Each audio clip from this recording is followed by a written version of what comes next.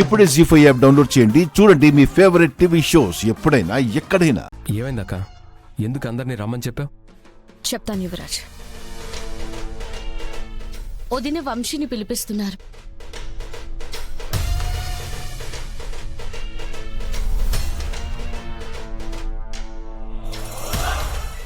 నువ్వు పిలిపిస్తున్నావా? ఎందుకు వదినా? మధుకొచ్చిన ప్రాబ్లంకి ఫుల్ స్టాప్ పెట్టడానికి.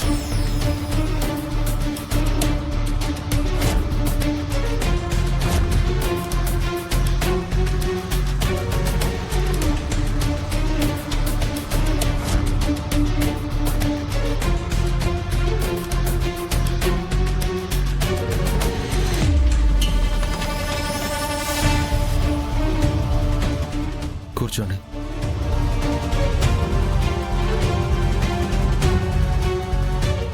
ఎలా ఉన్నారు వంశీ?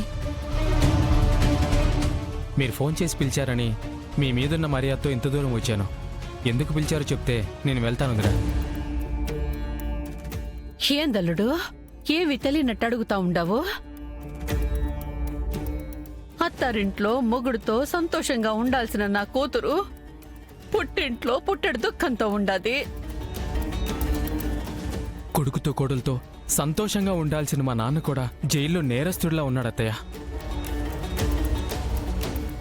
ఏదో అన్యాయం మీకు మాత్రమే జరిగినట్టు మాట్లాడకండి.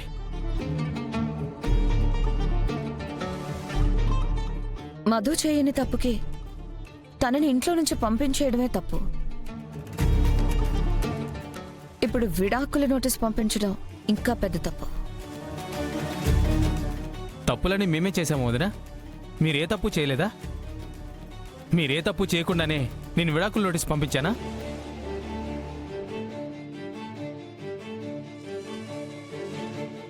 మా నాన్న మీద కేసు వెనక్కి తీసుకోకుంటే విడాకులు ఇస్తాను అని చెప్పాను.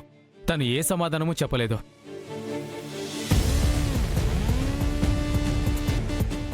మా నాన్న కూడా ఇంటికి రాలేదు. అందుకే మీ ఇంటికి విడాకుల నోటీస్ పంపించాల్సి వచ్చింది.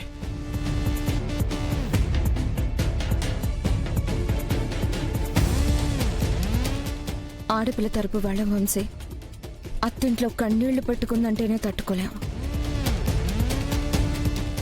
అలాంటిది శాశ్వతంగా అత్తింటి నుంచి పంపించేశారంటే మా మనసు ముక్కలైపోతుంది. నా కూతురు కోడలుగా ఏమైనా తప్పు చేసుంటే ఆ పద్ధతి మార్చుకోమని చెప్పొచ్చు.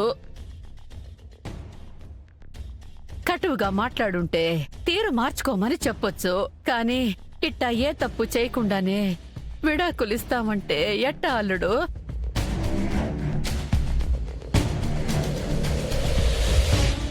ప్లీజ్ వంశీ, ఏదైనా ఉంటే మాట్లాడి సెటిల్ చేసుకుందాం. విషయం విడాకుల వరకు పోతే ఇంటి పరుగు పోతుంది. మా ఇంటి పరువు ఆల్రెడీ పోయింది బావా. అయినా కూర్చొని మాట్లాడుకోవడానికి ఏం లేదు. మా నాన్న మీద పెట్టిన కేసు వెనక్కి తీసుకుంటే డివోర్స్ కేసు నేను వెనక్కి తీసుకుంటా. లేదంటే విడాకులు ఇచ్చేస్తా.